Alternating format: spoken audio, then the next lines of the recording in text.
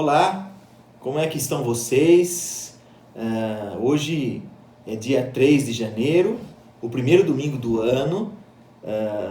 Ainda estamos iniciando nesse formato à distância, gravado online, por conta da segurança, né? Esse primeiro domingo, segundo o nosso governador, é um domingo ainda que estamos em fase vermelha, no Plano São Paulo de combate à Covid-19. Por isso os trabalhos da igreja, né? Eles serão ainda online. O culto à noite hoje vai ser feito aqui do templo, mas estamos orientando as pessoas, né? Seguindo aí não recomendações nossas, mas do governo, para que as pessoas participem desse meio online, né? E eu espero que esteja sendo relevante para a sua vida, como é para a minha. Antes de nós estudarmos a palavra do Senhor e conversarmos sobre um tema, eu quero orar com você, amigo, amiga, irmão, irmã, e também os membros da primeira IPI de Guarulhos. Vamos orar? Senhor, diante da Tua palavra, nós somos pessoas querendo aprender mais do que o Senhor tem a nos ensinar. Mas isso não acontece apenas pelo nosso intelecto, pela nossa parte cognitiva. Acontece sim porque o Teu Espírito age em nós. E por isso, diante da Tua palavra, somos todos e todas iguais. E pedimos que o Teu Santo Espírito nos oriente, nos ajude a sermos pessoas melhores, a sermos uma comunidade melhor, a sermos, ó Pai, instrumentos do Senhor aqui nesse nosso contexto. Nós oramos e pedimos tudo em nome de Jesus. Amém, Senhor. Amém. O tema de hoje eu quero falar sobre o ministério do culto, né? Ministério do culto aqui como aquilo que nós fazemos como igreja em relação à nossa adoração.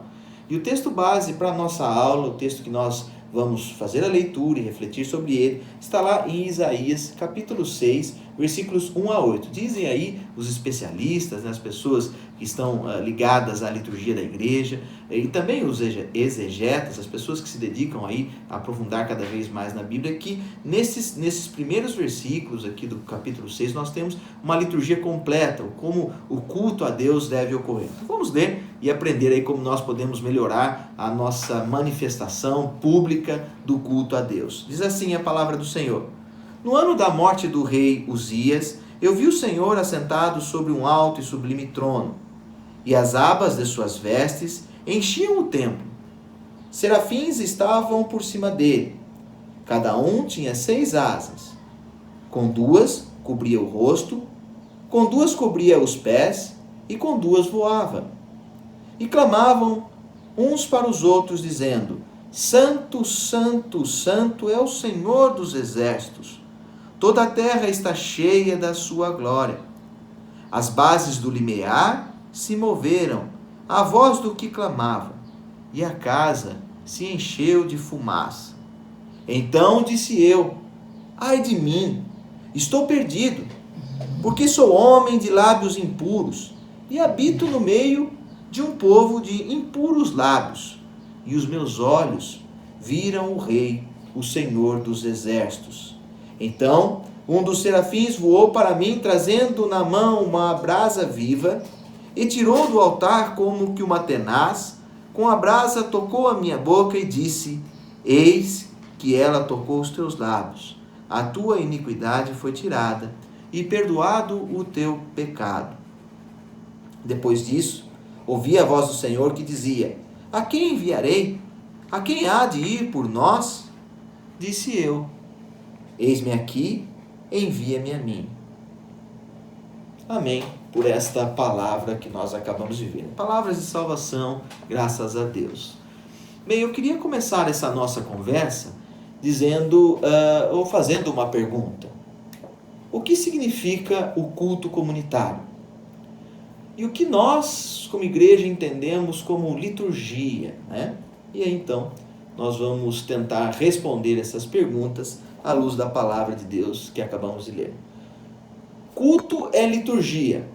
E liturgia significa serviço do povo. Para nós, cristãos e cristãs, e também na antiguidade, para os judeus primitivos, né, o povo, a formação do povo hebreu, a liturgia significava serviço religioso oferecido a Deus. Portanto, mas, assim, sobretudo o que nós precisamos entender é que esse serviço a Deus, esse trabalho que nós realizamos, ele deve ser sempre participativo.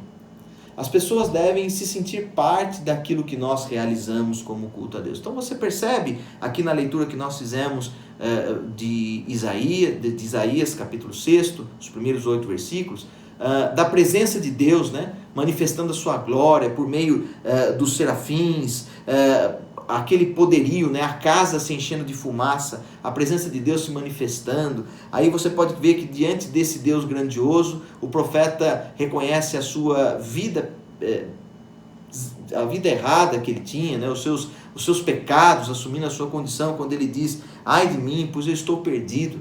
Outra coisa interessante aqui da atitude do profeta, ele sabe que ele vive no meio de um povo injusto, e que por viver ali no meio das injustiças, ele também era uma pessoa injusta. Ou aqui a expressão mais clara do profeta, no meio de um povo de impuros lábios. Se ele vivia nesse contexto, ele também fazia parte de tudo aquilo, né? E aí então tem o processo de purificação, né? Quando o anjo toca ali com uma brasa viva, uma tenaz, né? Um dos serafins toca na boca e ele tem então os lábios purificados, a sua iniquidade é perdoada, o seu pecado ele é liberto, né? Em seguida ele é enviado. Percebam que aqui temos todas as partes, né? A adoração, a confissão, nós temos também o envio, a edificação do povo. Tudo isso é o que nós fazemos no culto. E o nosso desafio é que tudo isso seja feito de maneira participativa. Bom, então a gente viu que no primeiro ato aqui, nos primeiros versículos, né, a gente fala aqui, eu vou ler com você o finalzinho do versículo 1, diz assim: do alto e sublime trono, e as abas das vestes enchiam o templo, versículo 2, serafins estavam por cima dele, cada um tinha 6 asas, com 2 cobria o rosto, com 2 cobria os pés e com 2 voavam, e clamavam uns para os outros, dizendo: Santo, Santo, Santo é o Senhor dos exércitos, toda a terra está cheia de sua glória. Esse aqui é o contexto da adoração, né? A presença de Deus, diante da presença de Deus, todo o povo é convidado e convidada para adorar. A adoração aqui também deve ser visto por nós não só como uma experiência contemplativa, uma experiência de olhar, né, a grandeza de Deus, mas também trata-se de um chamado missionário. Eu quero ler com você, eu convido você a abrir a sua Bíblia no livro dos Atos dos Apóstolos, no capítulo 13, eu vou ler com você o 2º versículo desse capítulo. Diz assim: e servindo eles ao Senhor e jejuando, disse o Espírito: separai-me agora Barnabé e Saulo para a obra a que tenho chamado. Portanto, a adoração não é só contemplação, envolve também este chamado de Deus para nós, para que nós tenhamos uma vida ativa, uma vida que se preocupa com o nosso ambiente, o nosso contexto. O que eu quero te desafiar aqui é que o culto ele não pode simplesmente resumir-se àqueles momentos que nós estamos na igreja, aquela 1 hora, 30 minutos. Não. Nós devemos ter uma vida de adoração. Aqui nós estamos vendo que e servindo eles, né, a palavra de Paulo aqui, né, para Barnabé, e servindo eles ao Senhor, jejuando o Espírito, separai-me agora Barnabé e Saulo, melhor, né, Saulo, para a obra que vos tenho chamado. Esse chamado dos servos de Deus para o serviço. Outra importância de nós analisarmos, liturgia também envolve sacrifício. Não à toa que no Antigo Testamento eles tinham aquele momento em que eles sacrificavam um animalzinho a Deus, né?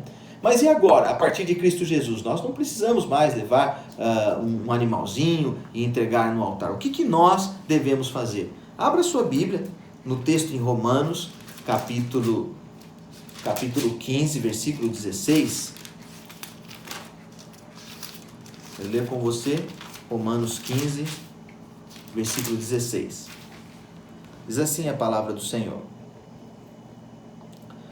para que eu seja ministro de Cristo Jesus entre os gentios, no sagrado encargo de anunciar o Evangelho de Deus, de modo que a oferta deles seja aceitável, uma vez santificada pelo Espírito Santo. E ainda também no livro de Romanos, eu quero voltar com você no capítulo 12, versículos 1 e 2. Rogo-vos, pois, irmãos, pelas misericórdias de Deus, que apresenteis vosso corpo por sacrifício vivo, santo e agradável a Deus, que é o vosso culto racional. E não vos conformeis com esse século, mas transformai-vos pela renovação da vossa mente, para que experimenteis qual seja a boa, agradável e perfeita vontade de Deus. Então aqui nós podemos concluir, a partir da leitura desses 2 versículos, que o sacrifício é nos entregarmos ao Senhor, né? Colocarmos as nossas vidas ao serviço do Deus, né? Do Deus verdadeiro. E esse serviço, esse sacrifício envolve uma atitude de conversão de todos e todas nós, uma mudança de posicionamento. Bom, nós vimos que é adoração, é sacrifício, e liturgia também é amor. O amor que deve ser exercido a Deus e manifestado na comunidade por meio do amor ao próximo, ou às pessoas que estão próximas de nós. Quero ler com você 2 Coríntios, capítulo 9, versículo 12, diz assim, vamos ler lá, 2 Coríntios 9, 12, a palavra de Deus nos diz: porque o serviço desta assistência não só supre a necessidade dos santos, mas também redunda em muitas graças a Deus. Aí, né? Então, nosso trabalho também é desenvolver e vivermos esse amor na comunidade. E o culto a Deus, como nós lemos também no Romanos 12, é sempre algo racional. Ele deve estar ligado com esse nosso parte cognitiva do ser humano. Ele tem que ter uma lógica, né? Não pode ser apenas as coisas lançadas ao vento, né? Não que isso nós vamos nos fechar apenas aos nossos pragmatismos, não, mas vamos valorizar uma reflexão sobre o que nós estamos fazendo no culto, né? Partes litúrgicas do culto. Adoração de um Deus que é soberano, santo e justo. A gente crê que o nosso Deus é soberano sobre todas as coisas. Então, quando nós celebramos, através das orações, dos cânticos, das leituras, nós procuramos engrandecer esse Deus poderoso. E aqui eu queria ler com você os versículos 3 e 4 do profeta Isaías, capítulo 6. Diz assim, e clamavam uns para os outros, dizendo: Santo, Santo é o Senhor dos exércitos, toda a terra está cheia de sua glória. As bases do limiar se moveram, a voz do que clamava, e a casa se encheu de fumaça. Então, esse cântico de adoração, Santo, Santo, Santo é o Senhor dos exércitos. E quando eles cantavam, quando eles proclamavam, o profeta aqui dizendo essas palavras, a casa se encheu de fumaça, a presença do Espírito Santo. Adorar é reconhecer a soberania desse Deus, saber que Ele é quem controla todas as coisas, a nossa vida. Também, como parte do culto, é muito importante nós reconhecemos o nosso estado de pecaminosidade. É a necessidade que nós, todos e todas nós temos de perdão. Nós precisamos ser perdoados e perdoadas. Isso já faz parte do nosso ser. E o versículo 5 ao 7 diz assim no capítulo 6 de Isaías. Fala lá, vamos ler aqui novamente. Então disse eu: ai de mim, estou perdido, porque sou um homem de lábios impuros, habito no meio de um povo de impuros lábios, e os meus olhos viram o Rei, o Senhor dos exércitos. Tá aqui, né? E aí continua. Então um dos serafins voou para mim, trazendo na mão uma brasa viva, que tirara do altar com uma tenaz. Com a brasa tocou a minha boca e disse: eis que ela tocou os teus lábios, a tua iniquidade foi tirada e perdoado o teu pecado. O culto é um momento apropriado para todos e todas nós reconhecermos a nossa humanidade, reconhecer os nossos limites. É importante no culto nós revermos os nossos erros e não apenas fazermos isso de maneira individualista, né? É importante você também avaliar a tua condição pessoal, mas também como comunidade, né? Quais são as falhas que a nossa comunidade tem cometido, ou talvez os nossos silêncios, né? A nossa omissão. Tudo isso se faz necessário. O ser humano precisa reconhecer essa falta, esse limite, e também recebe o perdão de Deus. O momento também litúrgico é um momento congratulatório. Vamos traduzir mais para a nossa palavra o louvor, né? Diante de Deus nós expressamos profunda gratidão. Diante desse Deus poderoso que encheu a casa de fumaça, nós somos pessoas gratas, né? O perdão nos leva ao louvor. A gente passa pelo momento de confissão, recebemos o perdão e então nós louvamos. E nós louvamos a Deus pelas bênçãos diárias que Ele nos tem dado. Também nós louvamos a Deus pelo perdão, pela salvação que nós temos em Cristo. O louvor não é apenas música, mas louvor é gratidão, é uma vida também de louvor. Viver agradecendo, louvando por tudo que Ele é e por tudo que Ele tem feito. O versículo 4 do profeta Isaías 6 diz assim: as bases do limiar se moveram à voz do que clamava e a casa se encheu de fumaça. Diante do louvor, nós podemos também experimentar a presença de Deus nas nossas vidas. Também o culto, ou na celebração cultica, nós temos um momento de edificação, momento onde a palavra é explanada, momento onde nós somos edificados e edificadas por um Deus vivo e verdadeiro. E eu quero ler com você a Epístola aos Hebreus, capítulo 4, Hebreus 4, nós vamos ler o versículo de número 12. Diz assim, Hebreus 4, 12. Porque a palavra de Deus é viva e eficaz, mais cortante do que qualquer espada de 2 gumes, que penetra até ao ponto de dividir a alma e o espírito, juntas e medulas, e é apta para discernir os pensamentos e propósitos do coração. Então, no momento da palavra, nós somos edificados. A palavra não é só quando o pastor fala, não, né? Você percebe que na liturgia nós temos várias leituras, né? Você pode ser edificado e edificada em todos os momentos que a palavra é proclamada, lida, cantada, enfim, né? Deus fala conosco em todos os momentos de culto, né? Em seguida, depois de nós sermos edificados, a gente passa pelo momento de dedicação.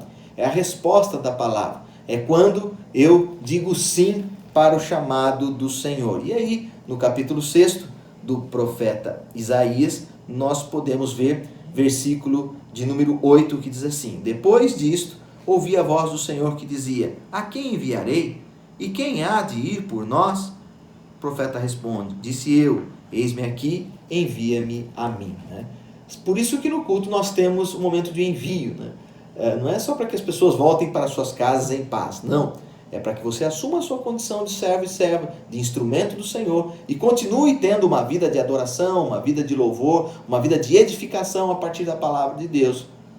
É assim o culto, né? Nós somos enviados e o Senhor precisa de mensageiros e mensageiras que assumam a sua responsabilidade. E conclusão do culto, né? O culto sempre termina após o envio com a bênção. E aí, né, nós somos desafiados a termos uma semana na presença do Senhor, né? Que você, após as celebrações culticas da sua comunidade, tenha uma vida que você demonstre humildade, sabedoria, né, e prática cristã constantemente, né? Alguns princípios são reguladores para o culto, né? Primeiro, a participação da igreja. O culto, como nós dissemos, ele é sempre participativo. Nós devemos entender que se eu não participar, o culto não acontece, né? Por que isso? Porque o culto, a ação pública, ela precisa de pessoas. Se você não estiver ali, né, pelo menos 2 ou 3, como nós estamos cansados de ler no Evangelho, Deus estará presente no meio dessa comunidade. O culto é sempre uma unidade, né? Ainda que existam diferentes formas, várias pessoas de vários pensamentos, nós temos um objetivo comum, que é adorar, glorificar o nome do Senhor. O culto sempre envolve uma continuidade. As partes do culto, elas estão organizadas em uma sequência racional, como nós também já dissemos aqui. E existem variações, existem maneiras de se cultuar, mas o que deve ser sempre mantido é a essência, que é a adoração a Deus, reconhecemos a nossa condição de pecadores, louvar sempre a Deus, sermos edificados e enviados e enviadas para uma vida e prática cristã. Aí, concluindo a nossa reflexão, é preciso existir alternação, né? O que significa? É preciso existir diálogo entre pessoas e as pessoas com o seu Deus. Essa perspectiva do diálogo muito me interessa, né? No momento da participação, elaboração do culto e também quando celebramos sempre uma conversa com Deus. Concluindo a nossa conversa, Deus se faz presente nas nossas vidas. Ele vem até nós. Não somos nós que vamos até Deus, né? Se dependesse de nós, seres humanos, nós seríamos falhos. Mas Deus vem ao nosso encontro. A nossa pregação deve ser sempre cristocêntrica, ou seja, Cristo é o centro do nosso culto. Nenhum homem, nenhuma mulher é mais importante do que Cristo na celebração. Em Cristo nós temos o perdão dos nossos pecados. No culto, eu e você exercemos um diálogo. Diálogo como irmãos e irmãs e diálogo com o nosso Deus. É nisso que se forma a comunidade e a celebração passa a ser significativa para todos e todas nós. Eu espero que essa conversa tenha sido relevante para a sua vida, como foi para a minha. Desejo a paz do Senhor, um bom 2021, de paz e esperança em Cristo Jesus para todo o povo de Deus. Amém.